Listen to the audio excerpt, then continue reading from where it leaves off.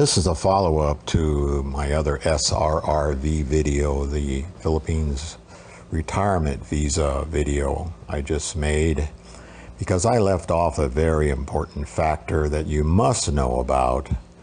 I will cover that first, and then there are some other factors that I didn't cover that aren't as important. But that's what happens when you make audios and videos without notes.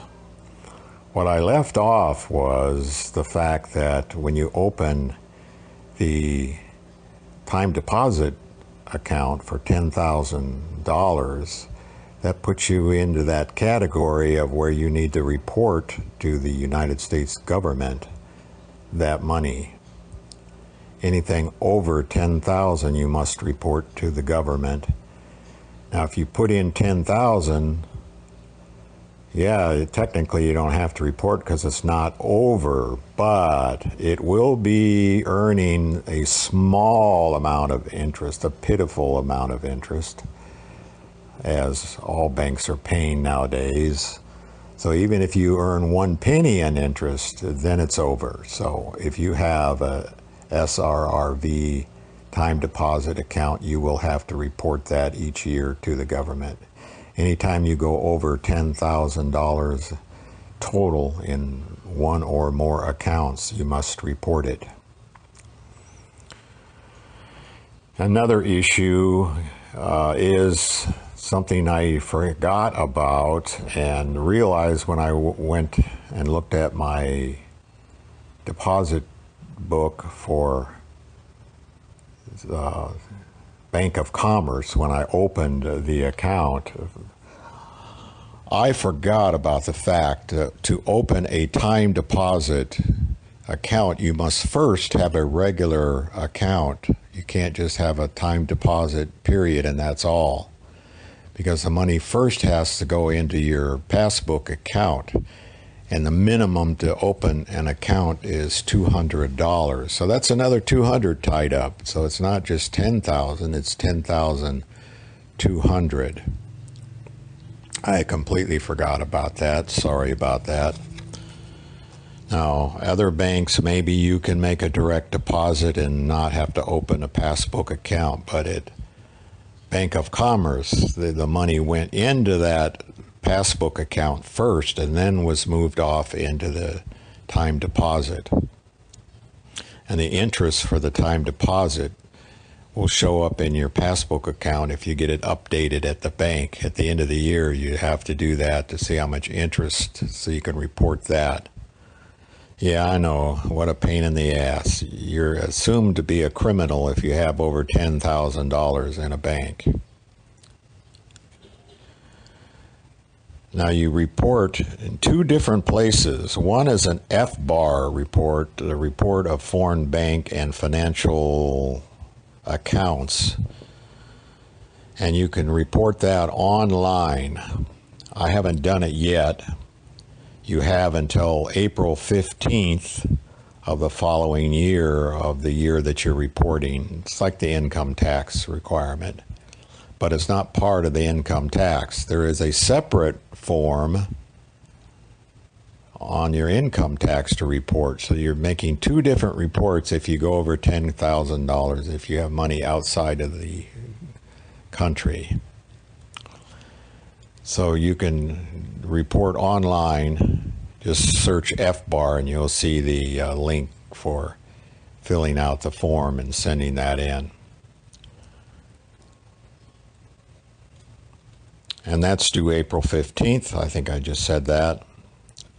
But it's not part of your taxes. That's a separate thing that goes in electronically. Another issue are photos. On the PRA site, there's a page where it says 8 photos are required. On another page, it says 12 photos. I saw a site about everything you need to know about SRRVs say 8 photos required. Then some bizarre thing about 4 1x1s and 4 2x2s. That isn't true at all. They can all be 2x2. regular passport size photos, and you're going to need 12 for the PRA, the Philippines Retirement Authority, and you're going to need one, as I explained in the other video, for your clearance, police clearance here in the Philippines. Total of 13. A little inconvenient, isn't it?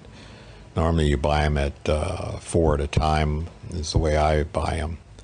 So you're going to need 16 or 12. Yeah, 16, what am I talking about? You have to buy 16 pictures because you need 13. Anyway, and I'm going to talk about the mechanics of getting the SRRV. Obviously, if you live close to one of the offices, you just present yourself at an office and go from there and go back and forth and get forms and turn them back in and ask questions. Seems like a really easy way to go. There's 5 offices in the Philippines. The main office is in Manila. There's one in Angeles City, Baguio, Cebu, and Davao. The problem comes, the complication arises when you don't live near an office, like here in Subic Bay. So what do? You can go into the office and, it's only an hour away, and you can take a bus and present yourself and then maybe go back once or twice to turn in paperwork and questions. But wow, that's a hassle. I ended up paying for a service, an immigration travel agency. There's 2 or 3 here in town. I used the 583, which is across from Alaska Club. And the gal who helped me there, Mel, was pretty good. She was frustrated like I was, and she didn't know some of the stuff that I've talked about. Most of the stuff she didn't know either. But she helped out quite a bit. I think I would have quit if it hadn't been for her on a couple issues, especially the banking issue. That just got to be too much for a while. And she hung in there, and of course, and she made the phone calls to the banks and to the PRA back and forth, and so it worked out. It cost 5,000 pesos for that service, and when you use a service, you don't have to receive anything. She receives it, she sends everything. They do it electronically. In fact, she just takes a picture with her phone and sends it. I don't know if you can do that individually or only agents can do that. I don't know. But it's worth it, I think, because I only had to make one trip. You have to make the trip in to a local office to pick up the visa. So I had to travel to Angeles to pick up the visa. They want to take more fingerprints, another picture that they take. I think it's a publicity thing. Plus, you sign a lot of paperwork, and they explain things very thoroughly. There's some things that you need to know that they want to make sure you understand about ways of losing your visa. You make a pledge, and it's stuff like if you got to show respect to immigration officers at the airport, and if you show disrespect, you can lose your visa. Well, that's nothing new.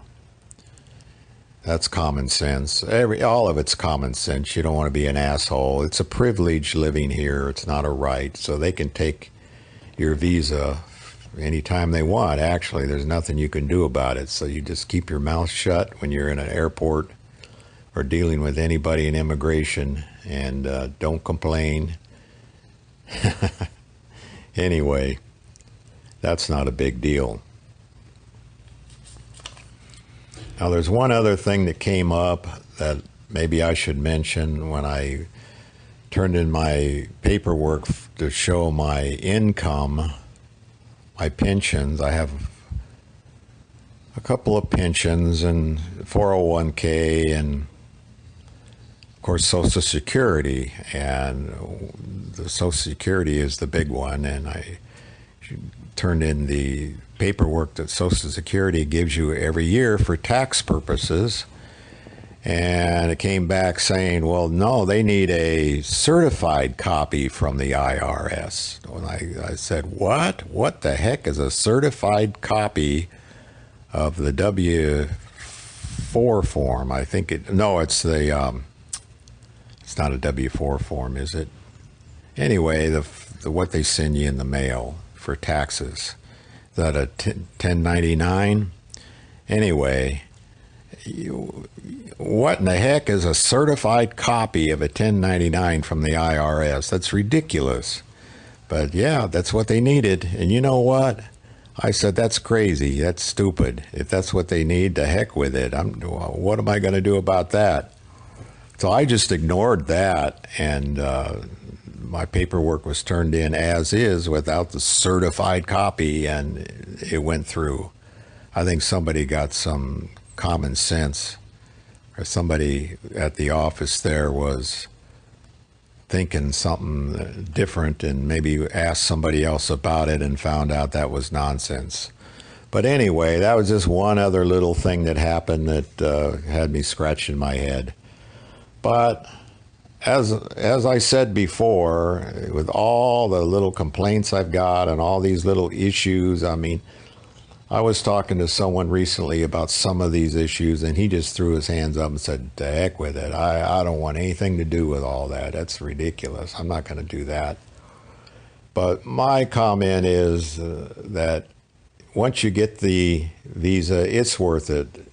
I think it's worth it. Just hang in there, and everything will be okay in the end.